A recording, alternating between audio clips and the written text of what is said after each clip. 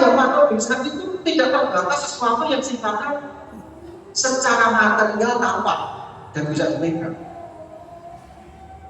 Karena dini hari tadi di desa saya ada banyak orang tahu bahwa Liverpool mengalahkan Sparta Praha 6-1.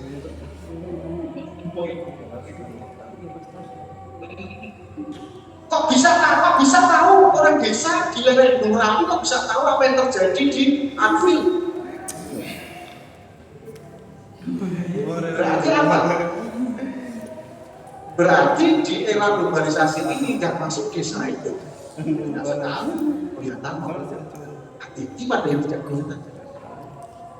Pernah melihat yang tidak kelihatan besar.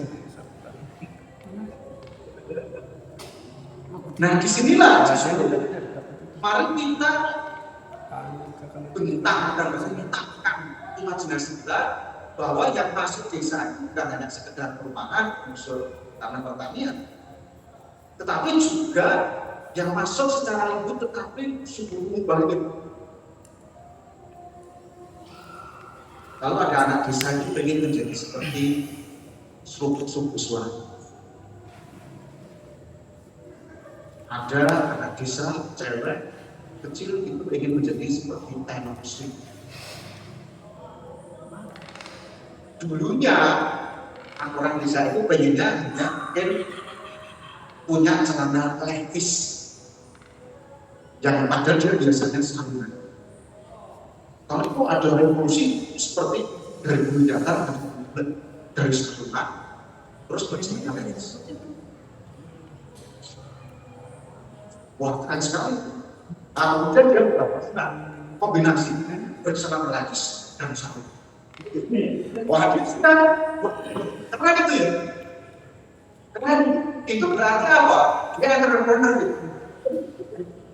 Entrepreneur kan bukan mencipta, tetapi kembali dari acting dan feeling new one. Terkait kefuturan, padahal itu agak kombinasi. Habis itu dia berpikirnya enggak, karena sebelumnya belum ada. Terus gitu. Artinya apa? Itu kok bisa logis masuk di saya bilang kan ada sesuatu keterhubungan. Maka dapat dibayangkan kenapa sistem hukum di Indonesia itu sampai sekarang ini itu pasti zaman dulu itu Indonesia dijajah Belanda dulu. Nah, kemudian cara mengatur hidup sama seperti Belanda. Tapi ternyata pada saat Indonesia sudah merdeka, banyak orang Indonesia itu kalau belajar hukum itu awal-awal itu ke Belanda, tapi akhir-akhir ke Amerika. Akhirnya sistem hukum di Indonesia ini kombinasi antara cara Belanda dan cara akhirnya jadi maksudnya. Ini belum lagi diingat dalam praktek sehari-hari di Indonesia ini sebetulnya ada ada jejak-jejak peninggalan Jepang yang bukan seperti jejak-jejak peninggalan dinasti saya seperti Candi Borobudur, tapi jejak peninggalan itu ada pada sistem kehidupan masyarakat. Kalau teman-teman riset mengenai RT dan RT di Indonesia,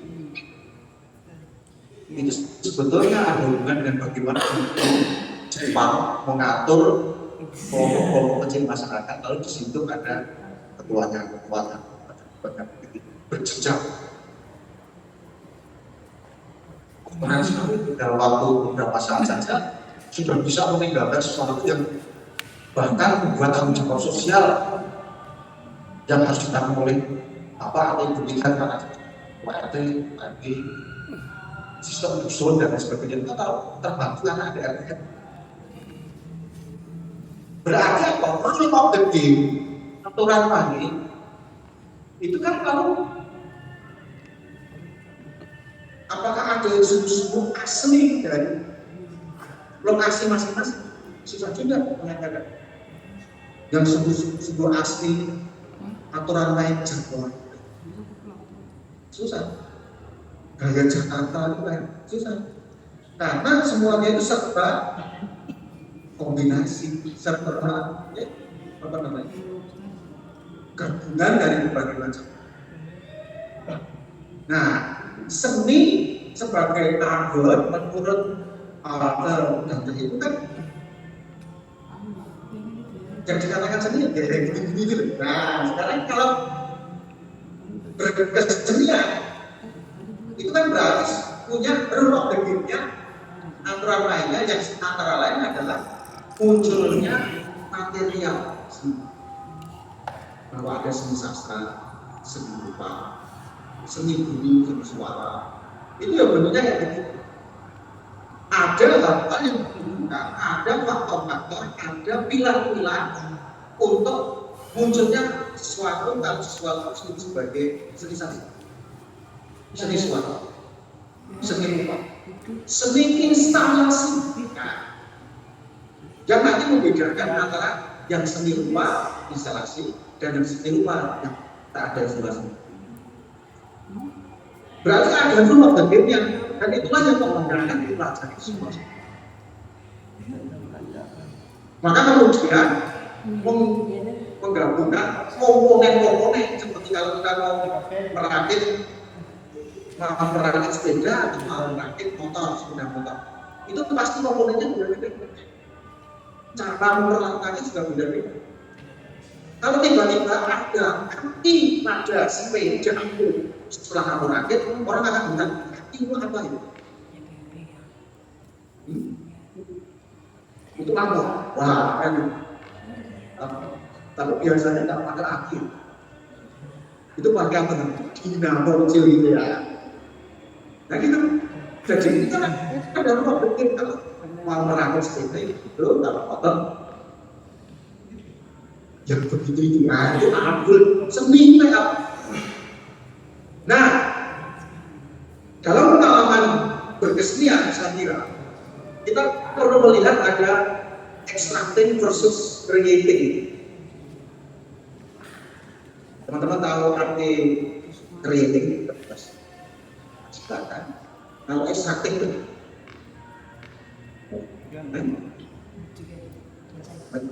mistak gitu ya. Kalau creating itu biasanya awalnya tiada, lalu menjadi ada. Nah, contohnya apa? Dulunya nggak ada anak kecil, tiba-tiba ada anak kecil di dalam satu rumah itu gimana? Reproduksi. Pasti ada proses creation, gitu ya. Tapi kalau extraction itu, kalau extracting berarti mengambil dari apa yang ada. Gitu ya, kira-kira ya. Kadang-kadang ada yang berpikir lebih dulu, kadang-kadang sambil lalu. Terus dianggap karena ini karena disebut seni kan. Lalu kan seni berarti, kan? Maka orang disebut senewen. Kalau seniman belum senewen, kalau orang belum senewen, belum disebut semangat. Itu aneh juga. Padahal seni itu adalah a way of life, a way of thinking, a way of presenting, a way of hidup. Maka sebenarnya tidak ada yang aneh. Orang menganggap aneh nggak bisa. Sebagaimana dulu saya kan tinggal di Papua, saya tinggal di sana, saya bingung, semua orang aneh, gitu ya. Akhirnya paham buku ayat Papua itu ternyata sedang berperkara di daerah pegunungan Papua.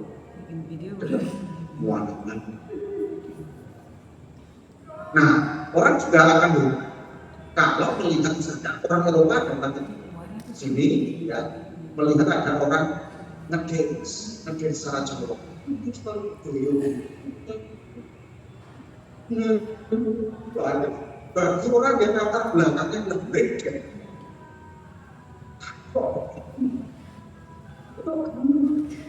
tapi itu mestinya nggak bisa daftar alat itu. Nah, tapi kalau kemudian ada orang menarik sekualitas, itu artinya wah, sudah aneh. Ada keahlian seperti itu orang yang. Nah, maka ada 1, 2, 3, 4 itu cara saya biasanya mengajak tim atau komunitas atau kelompok untuk membayangkan bahwa proses penciptaan itu lebih mudah kalau kita bayangkan ada pada 4 tahap. Artinya dari tidak ada menjadi. Proses penciptaan yang pertama itu adalah munculnya sesuatu di dalam pikiran. Nah, itu munculnya sesuatu dalam pikiran. Itu kan ada orang bahkan sudah punya pikiran tapi nggak bisa dipakai, tidak bisa di-operating, berpikir menciptakan sesuatu. Berarti kelihatan nggak ini? Ya, tetapi ada nggak? Ada. Gimana cara membuktikannya? Ajak ngomong. Pikiran, pasti ada. Tapi saya diajak pikiran ini. Tapi itu ada. Berarti sudah tercipta sekarang. Kayak gimana? Sudah jadi karyanya. Sudah dalam ide. Itu ide itu kan sudah ada. Tapi apakah sudah termaterialisasi? Belum. Nah, ini penciptaan kedua. Yang tadinya di belakang mata tidak kelihatan di dalam pikiran, jadi di depan mata itu berarti kelihatan oleh yang bersangkutan. Gimana caranya? Ya yang dibayangkan tadi itu pada akhirnya diwujudkan di depan mata, sehingga orang kaya itu bisa lihat. Apa? Itu penciptaan.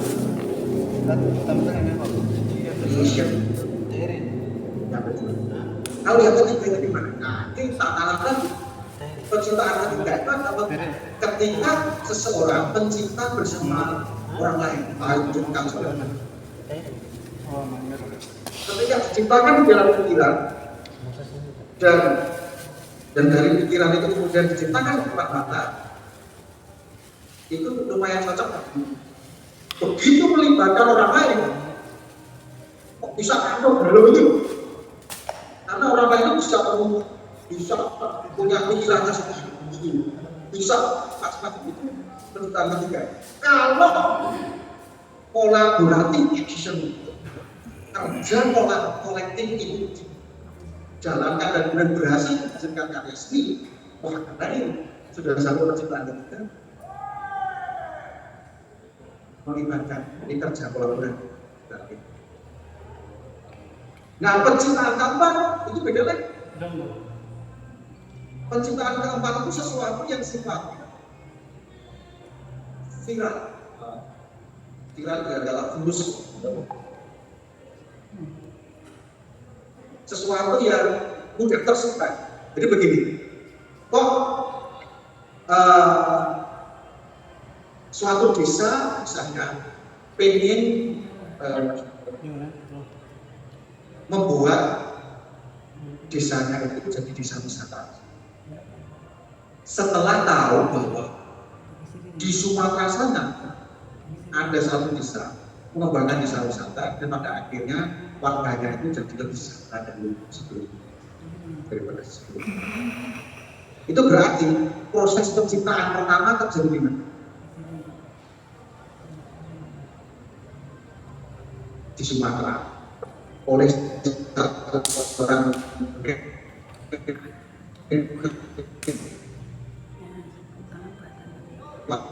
orang misalnya atau kepala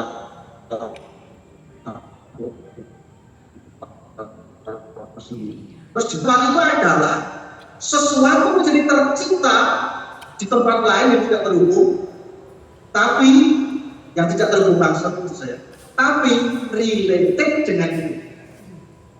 Jadi semacam ngikut gitu, berpengaruh sehingga ada di tempat lain. Di sini mungkin ada teman-teman yang menggelar seni rupa, kubisme misalnya gitu. Apakah teman-teman sudah pernah ketemu sama Pak Bumi Nasir? Nggak ketemu malah bingung, pasti momen gini.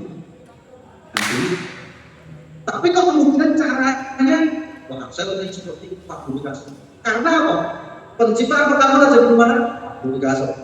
Ide mengenai mengolah representasi seni dari seni yang seperti biasanya, artworknya gitu aja. Terus dia membuat artwork yang baru, begitu ya?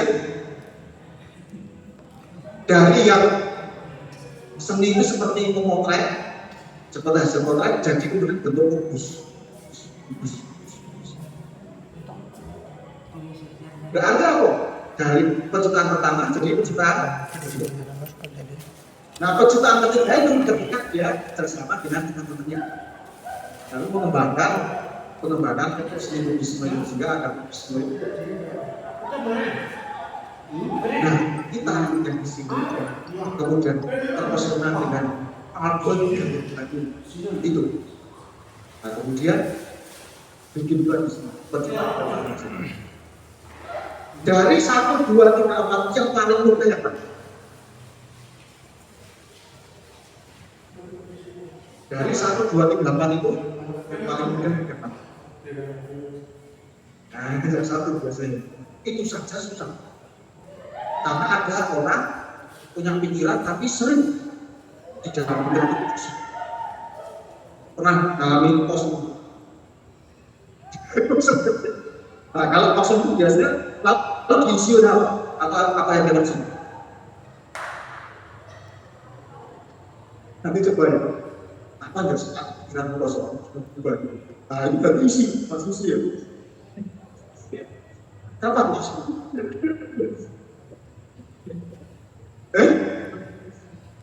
Kalau tidur saja itu benar saja, banyak nggak bisa dari saja. Nah, mudah, mungkin relatif mudah. Nah, terbiasa cinta mudah. Ada orang yang orang dari itu bawa karya saja, tidak jadi segera jadi tuh pekerjaan, belum punya ide. Nah itu loh. Itu kan sering jalan belum punya ide. Nah, maksudnya dia itu sudah punya ide, tapi idenya itu tidak cocok dengan dunia hidup. Nah, itu sebenarnya sudah ide pasti, tapi kok belum gitu ya, belum nggak masuk. Nah gitu, belum on point. Nah gitu, belum. Padahal ketika misalnya sudah ceritakan sama orang lain itu, orang lain nggak, ternyata itu punya setiap orang beda-beda untuk sampai pada nanti coba masing-masing ini sudah punya sendiri. Setelah itu disaringkan itu, apakah orang lain juga atau dong kuadrat itu eksposional keren sekali. Nah, itu berarti apa? Itu berarti kalau sudah sampai itu penciptaan ketiga. Karena melibatkan orang lain yang ada di sekitar kita. Yang keempat itu pangan hidup. Artinya bukan saja orang sekitar kita yang menganut ide kita itu, tapi bahkan orang yang tidak kita kenal, hanya tahu kita dari Instagram, lalu ikuti jalan hidup kita. Itu berarti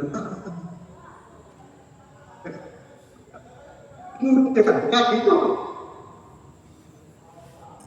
Tapi persis di sini persoalan album itu. Jadi cara kubisme dari Pak Bumi Nasir itu kalau kita adaptasi cara kita, kalau kita menemukan album seni. Nah, pertanyaannya, apakah seni bisa mengubah keadaan dengan album? Nah, kalau pertanyaannya bisa, kapan itu terjadi? Contohnya Misalnya begitu kan. Lalu kita punya empirical evidence bahwa seni itu mengubah. Nah,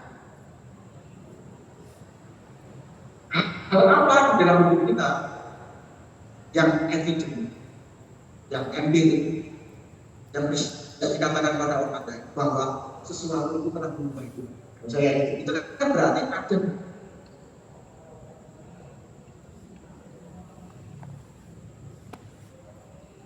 kubisme cara melukis Pablo Picasso itu mengubah orang, banyak orang di dalam musik.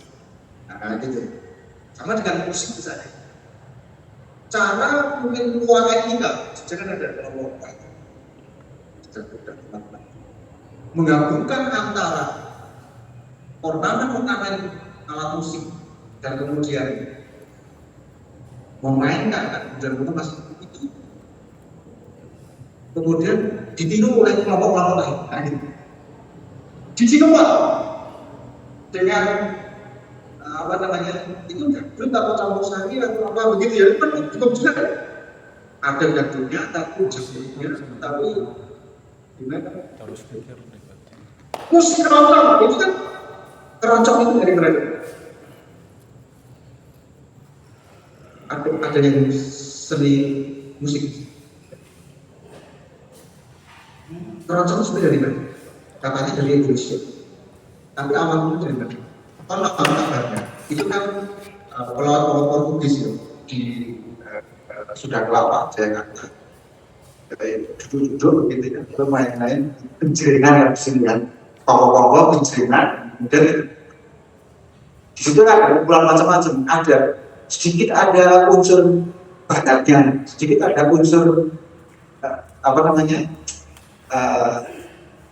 gaya Tionghoanya, ngebring misalnya, itu jadi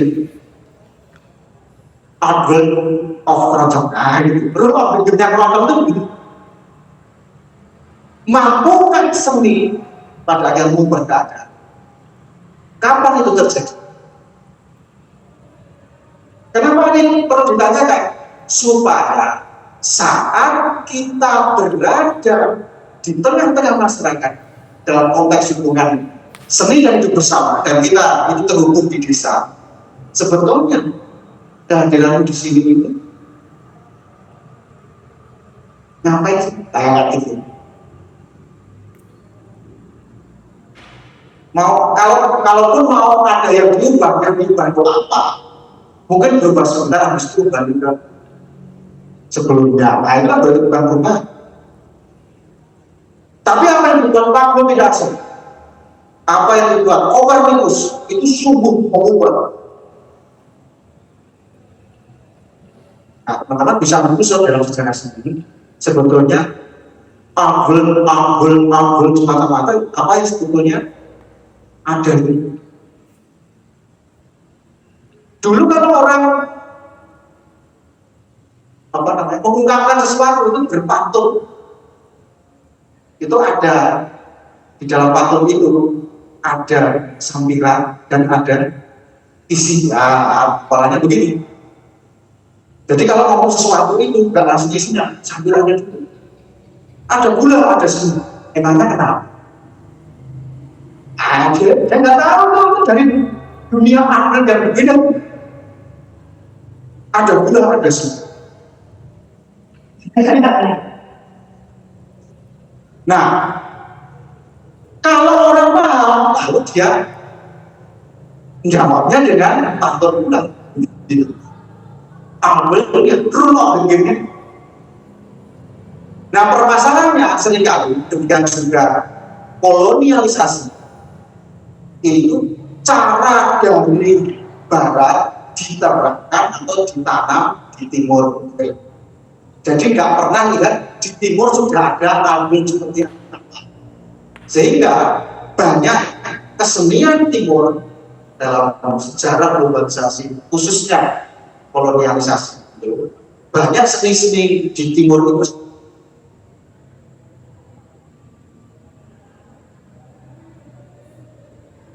yang ada di timur. Itu ya. Nah inilah kolonisasi. Dan itu yang sebetulnya apa ya? Menjadi kegelisahan banyak orang sekarang ini. Kenapa gelisah? Rasanya aku itu tinggal di satu tempat yang khusus, tetapi kenapa pilihan-pilihanku seperti orang di tempat lain? Kayak nggak genuine gitu, kayak nggak unik. Nah disitulah maka ada orang yang bergerak pada teoretik berwacana maupun dalam praktek kesenian yang disebut postkolonial art, di mana di situ sering disebut dekolonialisasi art, sehingga bagaimana membangun lagi cara berkesenian yang terhubung dengan hidup bersama, tetapi yang tidak terdominasi oleh cara berkesenian atau malware yang sebetulnya nggak tumbuh dari tanah sini, tapi ditanam dari sana. Tapi itu memang menjadi pekerjaan yang sungguh challenging. Karena apa? Mana ada sih di dunia sekarang ini yang sungguh-sungguh itu semuanya serba asli sih, nah, atau susah ketemu. Buka puasa dengan bakso, misalnya. Buka puasa dengan bakso. Bakso itu berasal dari bakso itu artinya babi. Buka puasa dengan hilang. Itu kan jadi kacau kan? Nah itu kombinasi yang menyenangkan itu dia. Itu buka puasa dengan bakso. Kalau kita karena nggak pikir karena pikiran masuk tadi ya, maka kemudian tidak terkoneksi bahwa bakso itu ada hobi. Buka puasa dengan bakso, juga dengan bakmi, habis itu bakpao, lalu baksonya banyak itu.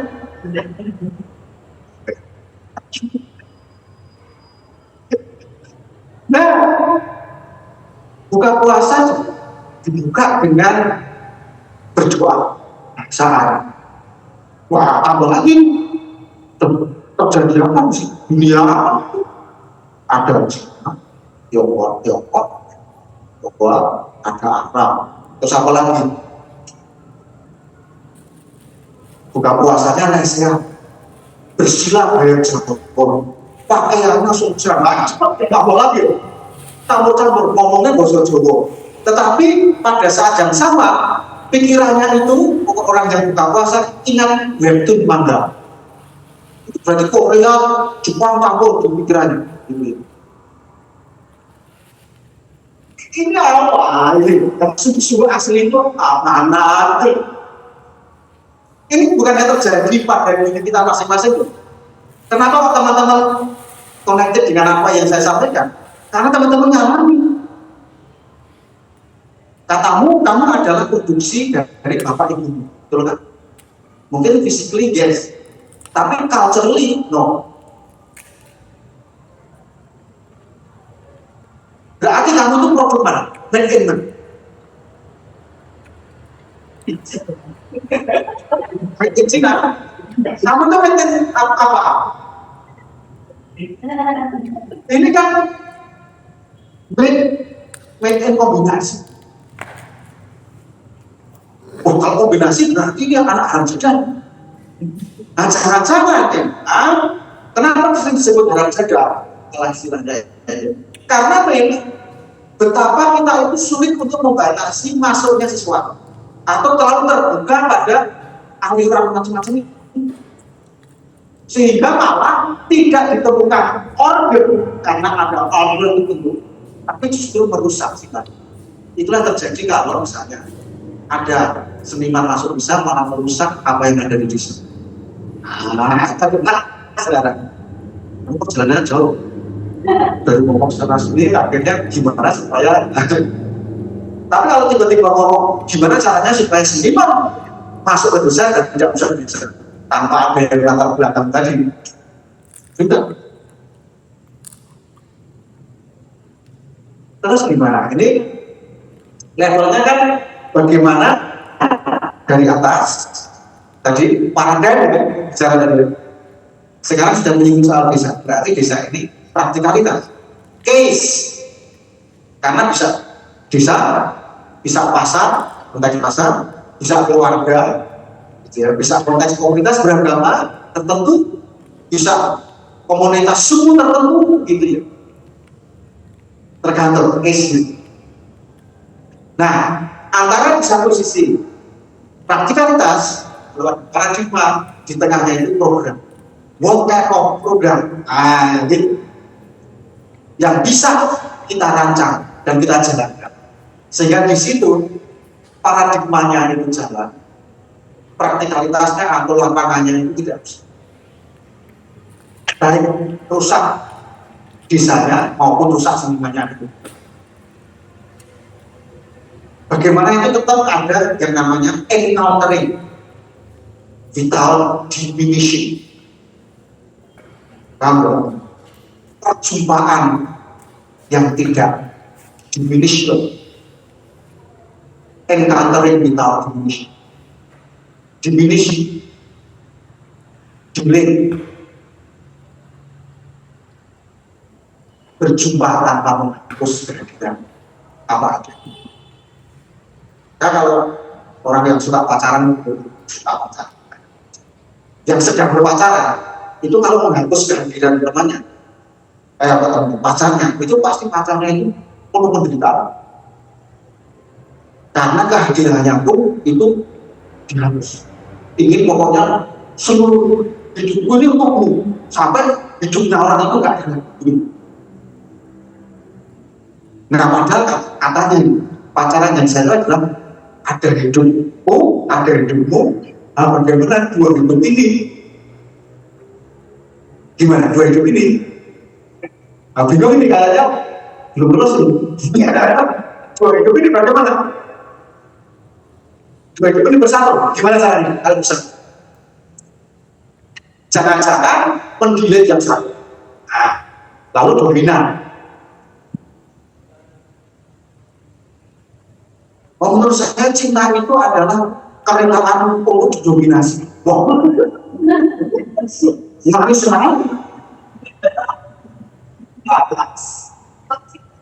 tapi itu sekarang kalau kamu tidak mendominasi itu rasanya kamu belum terasa adil. Itu kan kayak kawasan desa gitu.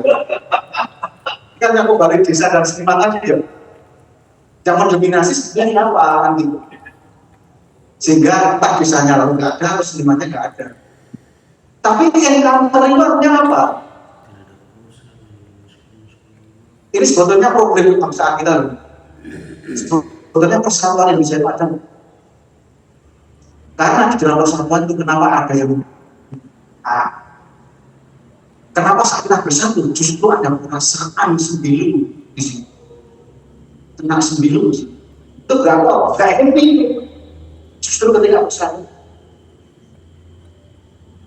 persatuan itu hanya dalam bayangan yang ada itu persatuan,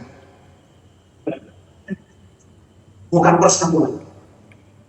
Ini bukan kata-kata saya, itu dari kata-kata Bung Hatta pada tahun 50-an itu mau nulis 40-an bisa bukan tentang mengkritik Bung Karno yang ada di persatuan. Karena apa? Tampaknya bersatu, tapi di dalam kesatuan itu terpisah satu dengan yang hanya hubungan dari sunduk gitu, sunduk satu. Itu ambilnya itu kayaknya bersatu, tapi ternyata atau kayaknya bersama tapi sebenarnya nggak bersama. Bersama tapi nggak bersama. Ngeri. Itu seperti merasakan kebersamaan denganku, tapi sepertinya kamu itu selalu berada di tempat lain. Itu kayak orang duduk bersama, tapi semua lalu pegang. Itu kan rasanya mungkin bukan.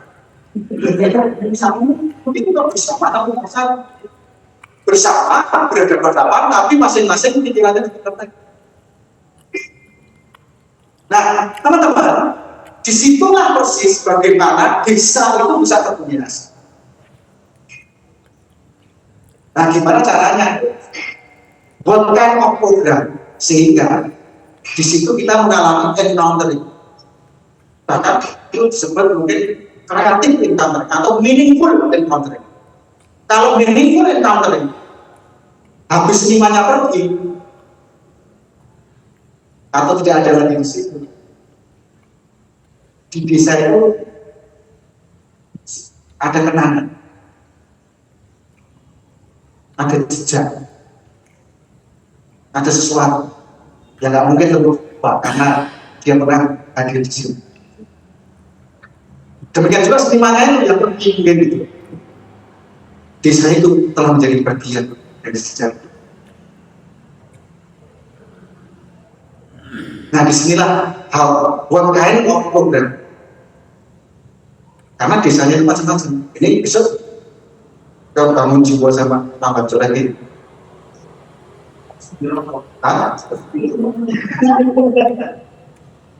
Nah, bagi orang-orang di Mahmudan, itu sudah tahu tambah curah, gitu ya.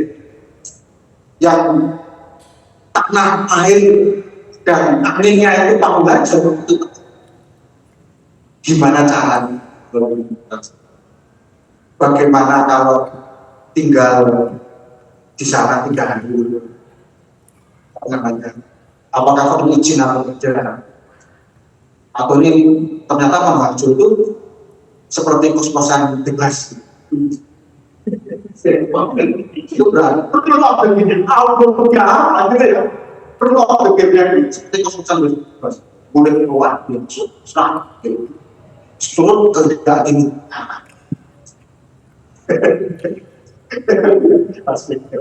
Nah, tapi persis di situ lah. Kalau bagi orang yang tidak jadi paham rule of the game-nya,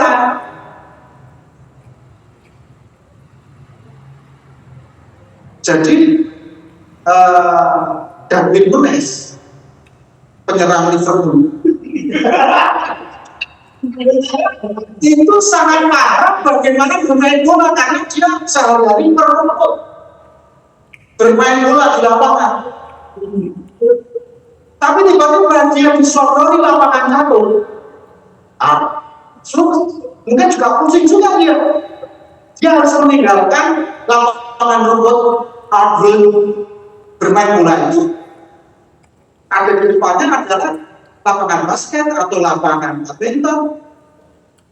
Dia nggak bisa kalau misalnya dia dari lapangan bola sepak bola dan kemudian dia masuk di lapangan basket, terus bola basketnya dia tendang-tendang, nggak bisa. Dia mendominasi lapangan basket itu dengan dominasi sepak bola.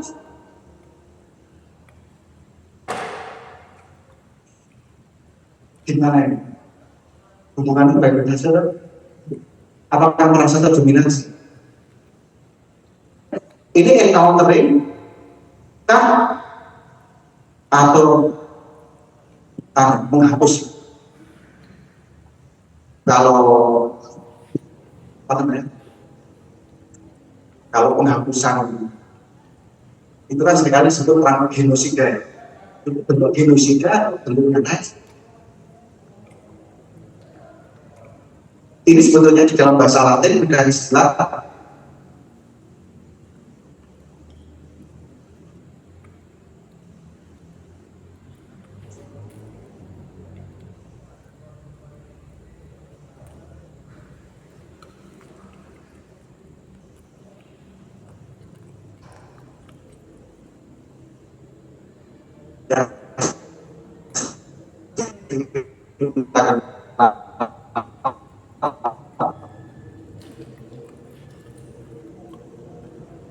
seringkali ini meleset ke kata Latin lagi, bukan tolerare tapi tolere, itu artinya menghapus.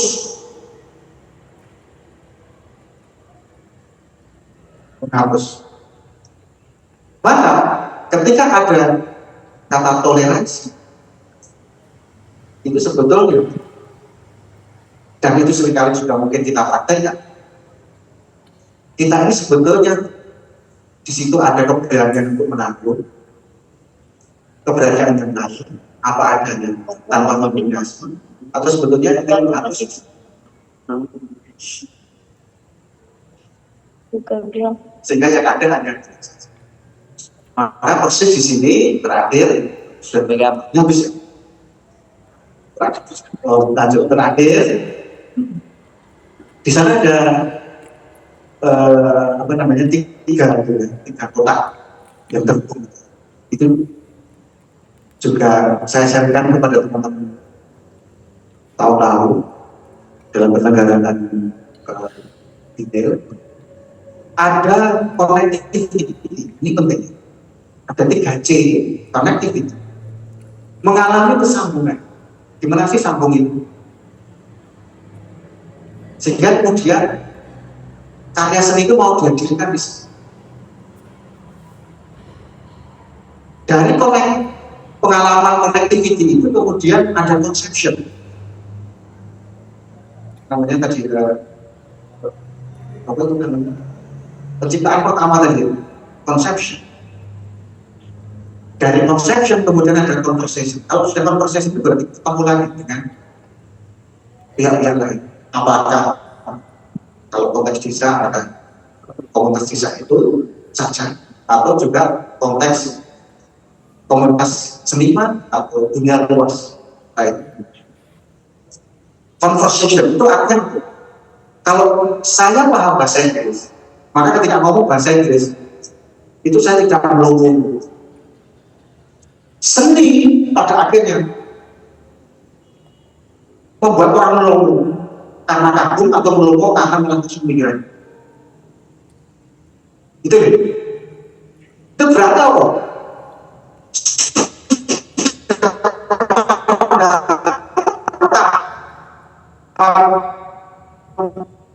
Atau pada masa conversation itu atau enggak?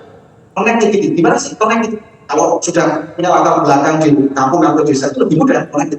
Tapi bagaimana dari situ kemudian muncul konsepsi sesuatu. Dari konsepsi itu dimaterialisasi hasil karya. Apakah itu sastra, tulisan, musik, atau seni rupa, salah dan sebagainya. Pokoknya ada musik.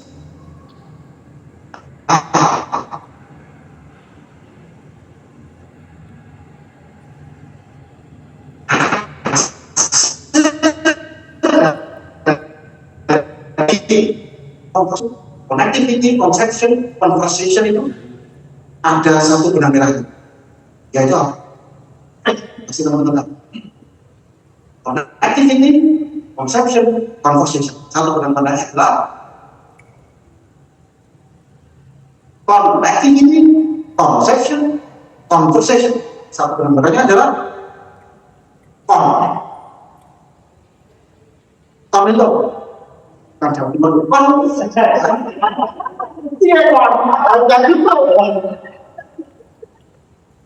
bukan kom itu, tapi kom itu. Kom itu kum itu bi itu biner. Kom apa kom itu? Selalu ada yang lain. Berarti kom itu kan biasanya ada kebersamaan, ada kom itu bersama-sama.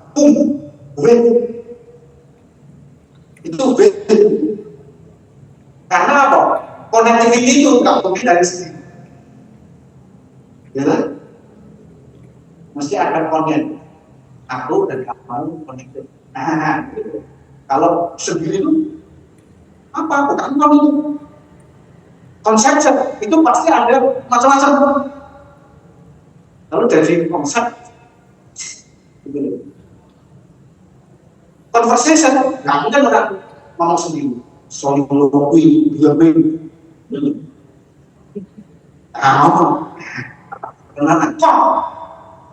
nah, bagaimana menjadi bagian dari masyarakat yang kami ini adalah seniman yang punya jiwa konten, ngakon, tapi bukan ngakon, connectivity, conception, conversation, Sehingga nanti hasil karyanya pun connected lagi. Hasil karya kita terkoneksi dengan pengalaman orang lain. Sehingga tidak bikin pikiran kosong, tapi dia melongo, tapi terinspirasi. Seperti kata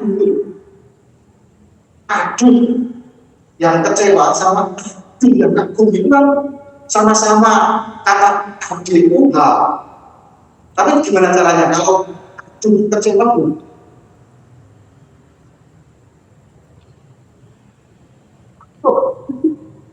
Aduh, kalau aduh kagum gimana?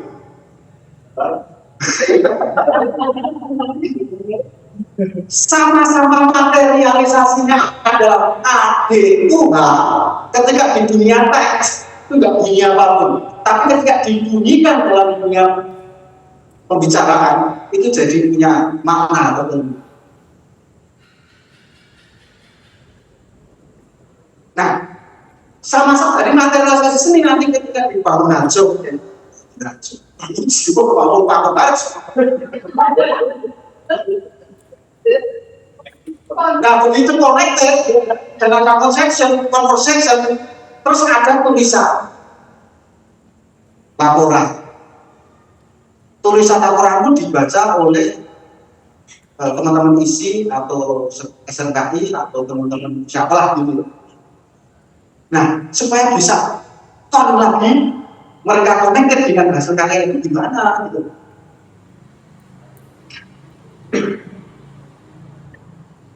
Itulah teman-teman. Ini adalah diskusi, ngobrol, sharing saja. Mudah-mudahan membantu teman-teman dalam proses 3 bulan ya, kira-kira ya, 2 bulan atau 3 bulan. Nah, sekitar ya, di dalam apa? Di dalam menggulati diri sebagai seniman, karena seniman itu orang yang paling berani di seluruh dunia. Karena apa? Kenapa seniman adalah orang yang paling berani? Kenapa? Kalau akuntan itu jelas salah benar, salah memasukkan itu debit kredit dan lain sebagainya. So itu akuntan. Ayat-ayatnya mana? Ini kasusnya mana? Gitu. Lalu keputusannya, kalau seniman itu orang paling berani.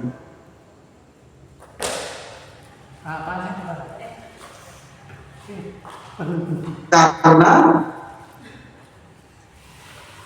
kenapa seniman itu selalu benar?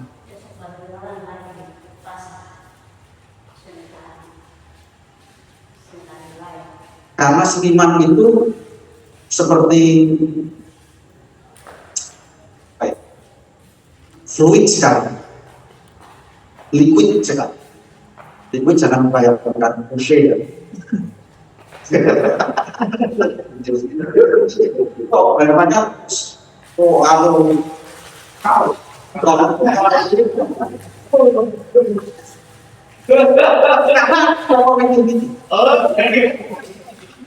maka ada conversation karena sudah ada conversation. Nah, gitu ya. Biasanya tanpa connectivity itu kok nggak muncul ide. Nah, gitu ya. Nah, karena seniman itu berani memasuki area-area yang tidak biasa dimasuki orang. Biasanya itu Pablo Picasso itu berani sekali. Maka karya seni yang beda dari sebelumnya, lalu bikin malu. Kalau akuntansi tadi, kalau dia misalnya mau uji coba cara dia itu malah kacau itu program komputernya itu. Tapi kalau seniman justru areanya itu uncharted area. Maka saya pernah sharing ngobrol sama teman-teman di sini. Seniman itu seperti seorang yang berjalan di hutan dan bertemu dengan itu sebuah puisi dari Robert Frost. Tenang ya. Road not like a face. Ada dua jalan di hutan dan aku.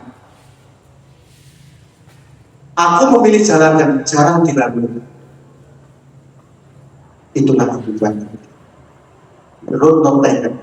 Jalan yang diambil banyak orang. Itulah sebenarnya. Karena apa? Bisa mengerti. Atau bukan bisa, sering bisa mengerti.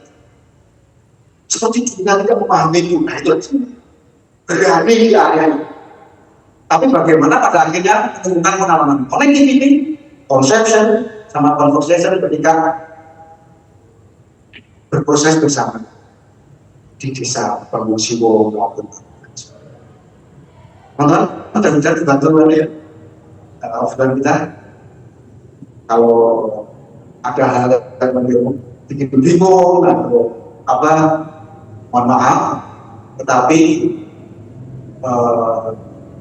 kita sungguh-sungguh berupaya agar perjumpaan dengan desa itu bukan semata-mata sebagai pengunjung. Kalau berkunjung itu kan kayak turis, datang, tabung, motret, pergi. Si pengunjung ini nggak pernah sempat standby di sini. Lalu ajak ngobrol, tinggal ngobrol itu kan kadang-kadang formal ya. Kalau pertama itu kan formal. Tapi gimana caranya supaya kita tahu bahwa yang dikatakan orang ini kekecewaan kita tidak mengatakan begitu. Itu biasanya terjadi bukan pada pertemuan pertama, tapi pada pertemuan ke-9. Sehingga kita tidak mengatakan terima kasih teman-teman atas kedatangannya, karena teman-teman telah mengubah desa kami yang dulunya gini berat. Ini tuh apresiasi atau sebetulnya mengungkapkan rasa kecewaan. Ini bisa macam-macam ya. Nah, bagaimana kita jadinya nilai kita itu tahu? Karena kalau kita hanya datang sekali, 2 kali, dan kemudian pergi.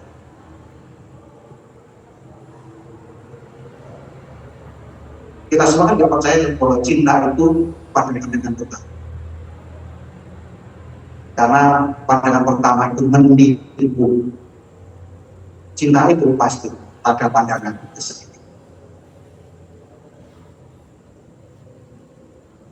Ini berarti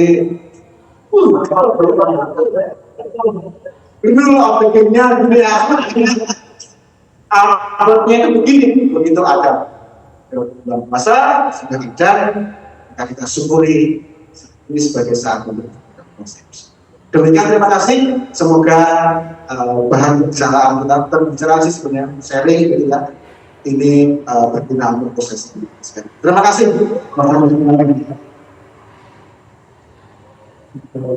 Ini karena sudah bisa. Iya, boleh. Tapi jangan bubar dulu ya, Mbak. Iya.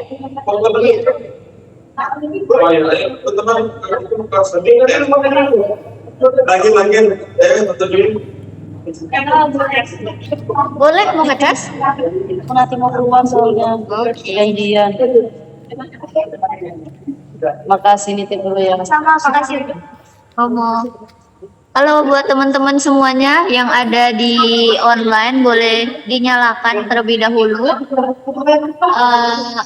kameranya karena kita akan berfoto bersama. Setelah itu kita agendakan untuk buka bersama. Selamat berbuka bagi yang Selamat berbuka semuanya.